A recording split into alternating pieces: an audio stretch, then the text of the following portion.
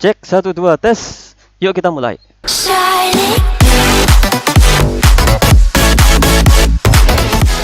Oke, kita masuk tetap bersama saya dengan kelas 9 Pakaya semester 1. Masih anja dari dulu semester 1 aja ya.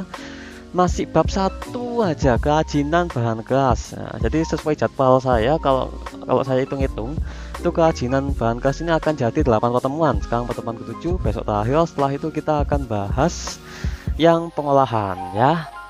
Oke, pertemuan 7 dulu.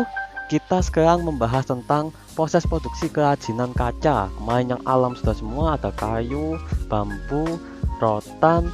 Sekarang kita bahas yang buatan. Pertama kaca dulu ya, kaca dulu. Oke, seperti biasa kita tujuan pembelajaran dulu, dan ini kurang lebih masih sama kayak kemarin. Kita akan mempelajari bahannya dulu. Nah, sama, hampir sama. Kalian dapat menyebutkan berbagai bahan produksi kerajinan kaca dengan baik ya. Kemudian kalian dapat menyebutkan alat-alatnya, gimana cara produksinya, alat produksinya. Kemudian kalian dapat menyebutkan berbagai macam produk kerajinan kacanya. Habis kalian tahu bahannya gimana, alatnya apa, kemudian berbagai macam produknya itu kayak gimana ya. Setelah itu kalian dapat menjelaskan proses cara membuatnya, cara membuat kerajinan kaca. Nah, langsung saja masuk ke materi. Salah pites. Oke, bego ya. Maafkan aku, gambarnya lupa nggak dikasih animasi ya. Kita akan membahas lukis kaca. Loh, katanya kerajinan kaca, kok sekarang jadi lukis kaca? Ayo, gimana maksudnya ini? Nah, jadi maksudnya di sini kita akan memilih sesuatu yang kurang lebih dapat kalian praktekkan di rumah, terutama untuk siswa kelas 9 ya, kelas 9. Nah, saya ikut buku paket yang ini nih, buku paket. Jadi kalian nanti kalau misalnya mengalami masalah, kalian bisa baca buku paket ini. Ini saya ambil dari buku paket semua, di LKS pun juga ada ya. Kita akan membahas lukis kaca dulu, karena lukis kaca ini lebih mudah daripada kalian harus menata kaca kayak kaca patri, kaca yang dipatri yang biasa di masjid-masjid, dimana kaca itu akan disusun menjadi suatu bentuk gambar tertentu. Atau kalian memecah kaca kemudian kalian bentuk seperti menara, atau kayak Monas, kayak yang ada di pertemuan kemarin kan saya tunjukkan gambar kaca ya, kerajinan kaca, menyusun kaca jadi kayak bentuk Monas gitu. Nah, itu kan membutuhkan kerajinan yang lebih, dan itu sedikit agak berbahaya karena kaca itu tajam ya kan. Nah, kalau lukis kaca kalian kalian tidak perlu memotong-motong kacanya, kaca yang sudah ada itu aja. Kemudian kalian lukis, kalian kasih lukisan menggunakan cat yang khusus untuk kaca. Oke, lukis kaca apa itu? Jenis kerajinan yang menampilkan gaya lukisan di atas kaca ya, kayak saya jelaskan tadi. Jadi kalian ngelukis di atas media yang bernama kaca. Nggak ada bedanya dengan kalian melukis dengan kanvas di seni budaya. Bedanya medianya kaca, catnya cat kaca. Kalau seni budaya, catnya cat minyak. Nah, kayak gitu. Oke, gaya lukisan yang sering digunakan adalah dekoratif. Dekoratif ini maksudnya gimana? Dekoratif ini kayak lukisan yang kalian gambar di situ itu memiliki maksud sebagai hiasan untuk ornamen-ornamen tertentu. Contoh, kalian buat pintu, kalian kasih lukisan kaca, yang pasti di situ kalian buat pintu kaca, kemudian kalian kasih lukisan, yang pasti lukisannya itu nanti yang digunakan adalah gaya untuk menghias pintunya. Nah, maksudnya kayak gitu. Jadi dekoratif ini ada kaitannya dengan menghias. Oke. Lukis kaca memiliki jenis pewarnaan yang cenderung transparan. Jadi nggak melulu harus ditutup blok kayak kayak kalian melukis menggunakan kanvas, dimana kalian hanya melihat dari satu sisi, dari depan aja. Nah, kalau lukis kaca ini kalian dimaksudkan untuk bisa melihat dari depan maupun belakang. Jadi oleh karena itu lebih banyak ke sisi transparannya daripada yang nutup langsung, nutup warna itu sendiri. Nah, itu. Pengetahuan umum, wilayah penghasil lukis kaca di Indonesia cukup banyak. Yang lumayan banyak dipakai di sini, yang lumayan banyak menghasilkan adalah Cirebon, ada Jakarta, dan daerah-daerah lain yang tersebar di Kepulauan Jawa. Ya kalau ada di luar Kepulauan Jawa ada, juga ada. Tapi karena Kepulauan Jawa merupakan kepulauan dengan penduduk terpadat yang hampir setengah Indonesia itu ada di Pulau Jawa semua, jadi ya penghasil lukisnya lebih banyak di Jawa. Seperti itu.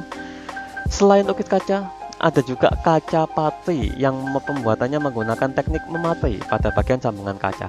Contohnya kayak yang gambar ini. Ini kaca patri, kalau yang ini lukisan. Maaf ya ketutupan di sini, lupa nggak tak kasih animasi.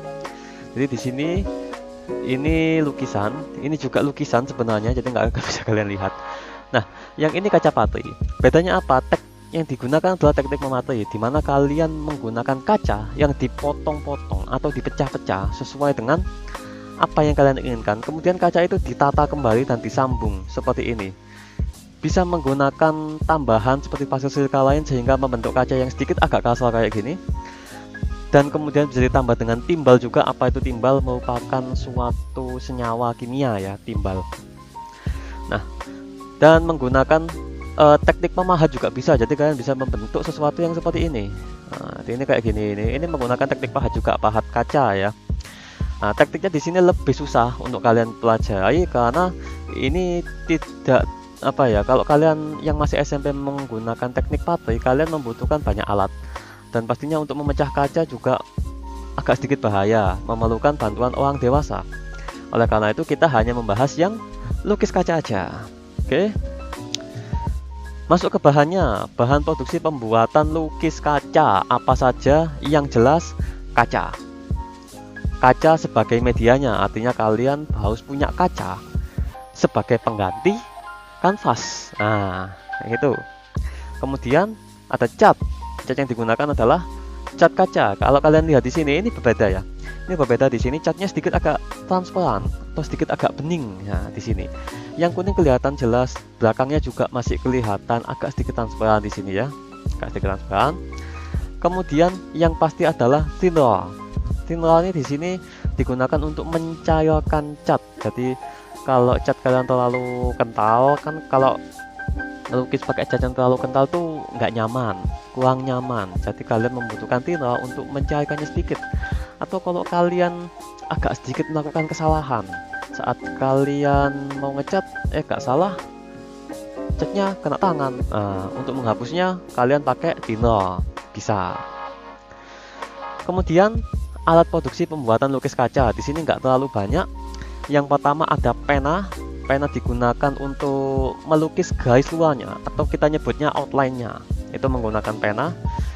Kertas rancangan, dimana kalian harus merancang dulu kalian mau menggambar apa. Yang dikasih contoh di sini adalah kuda. Nah, kalau kalian mau menggambar wayang, berarti kalian siapkan kertas, dimana di sana ada gambar wayangnya. Kalian gambar dulu di kertas rancangannya. Kalian membutuhkan pisau kertas untuk memotong kertas ini sesuai dengan ukuran dari kacanya. Kemudian kalian butuh kuas.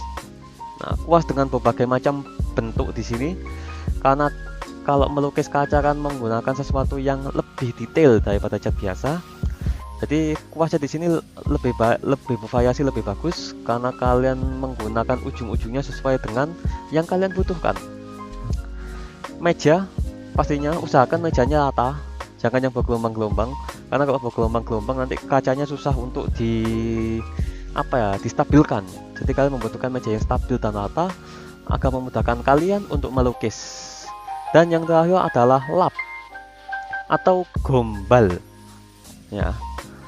Ini untuk membersihkan.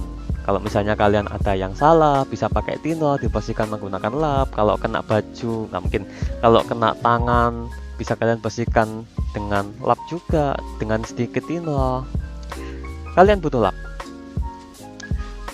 Astagfirullah, lupa lagi nggak tak kasih animasi di sini ya. Ini adalah contoh-contoh produk kerajinan lukis kaca. Ada banyak sekali. Yang pertama ada gambar kuda dengan sayap dan berkepala manusia. Tahu kalau kalian tahu tentang ceritanya Nabi Muhammad ya dalam Islam. Ya, makhluk ini adalah buah yang digunakan oleh Nabi Muhammad untuk naik saat agama nanti jadinya. Oke, kalau di agama lain saya kurang tahu ini mitologi apa namanya. Kalau yang seperti ini yang kepalanya masih muda, itu ada yang namanya Pegasus juga bisa. Kemudian ada lukisan tanaman di sini, ada bunga, ada rumput-rumput yang panjang dikasih bunga, ya, ada daunnya. Kemudian ada lukisan wayang di sini. Oke, ini perlu dilestarikan wayang ini ya. Jadi digunakan di lukisan kaca juga merupakan suatu media yang bagus untuk melestarikan budaya wayang ya. Kemudian ada yang ditata-tata di bawah ini. Ada gambar burung, ada gambar pohon juga di sini. Ini mungkin nanti akan digunakan sebagai pintu.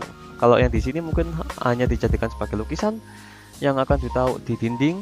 Tapi kalau yang ini atau yang ini bisa kalian gunakan untuk pintu atau mungkin untuk jendela. Nah, jadi lebih bagus. Lupa lagi nggak ada animasi. Kemudian proses pembuatan lukis kaca. Nah, ini aku ambil dari buku paket, sama proses dari buku paket. Kalian bisa cek di halaman berapa ini 36. Kalian bisa cek di sana. Membuatnya sedikit agak gampang ya. Kalian membutuhkan kaca, kalian membutuhkan spidol, kalian membutuhkan pena, kalian membutuhkan pensil, kalian membutuhkan kuas, kalian membutuhkan cat, tinta, lap, dan lain-lain yang sudah saya sebutkan di sana. Kemudian kalian gambar polanya dulu di atas lembar kertas. Kalian mau menggambar apa? Kalau kalian mau menggambar wayang, ya gambar dulu wayangnya di atas kertas. Setelah itu kalian tebalkan gambar itu dengan spidol. Kenapa kok ditebalkan? Takutnya tidak kelihatan karena nanti kertas ini akan ditaruh di bawah kaca ya.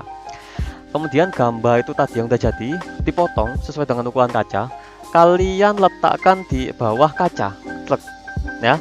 Jadi kalian bisa melihatnya nih, masih transparan. Kemudian kalian gambar garis-garis luarnya menggunakan pena. Nah, jadi menggambar outline-nya menggunakan pena sesuai dengan gambar rancangan yang sudah kalian buat yang ada di bawah kaca itu tadi. Setelah gambarnya jadi sesuai dengan apa yang kalian rancang, kalian beri warna pada gambar dengan cat. Nah, kasih cat di sini. Terserah kalian mau menggunakan warna apa, sesuaikan aja. Kemudian kalian tutup seluruhnya dengan cat ya, seluruh permukaan kaca dengan cat. Jadi kalau misalnya ada gambar yang masih lubang-lubang, mungkin kalian kasih warna langit atau warna tanah di sana, sehingga kaca ini bisa full color. Jadi lebih apa ya, lebih berkesan seperti lukisan di atas kanvas, tetapi kaca, dimana kalian bisa menggunakannya sebagai pintu, sebagai jendela. Kalian bisa melihat dari dalam maupun dari luar. Kalau sudah selesai, bisa kalian kasih bingkai sesuai dengan apa yang kalian butuhkan. Kalian mau menggunakannya sebagai pajangan aja di dinding, atau kalian menggunakannya sebagai pintu, sebagai jendela. Kalian membutuhkan bingkai sesuai dengan apa yang kalian butuhkan. Nah, ini selesai. Proses pembuatan lukis kaca sudah selesai. Kemudian tidak ada tugas lagi. Jadi ini masih salah satu kerajinan bahan keras yang buatan. Kita masih membahas satu lagi, yaitu yang logam. Jadi minggu depan baru saya kasih tugas kurang lebih sama kayak kemarin, bocorannya kayak gitu. Oke, terima kasih, thank you for watching. Jangan lupa like kalau kalian suka video ini, dislike aja kalau kalian nggak suka. Kalau kalian pengen lihat aku main game, linknya ada di bawah. Dan wassalamualaikum warahmatullahi wabarakatuh. Sampai ketemu di video berikutnya. Bye.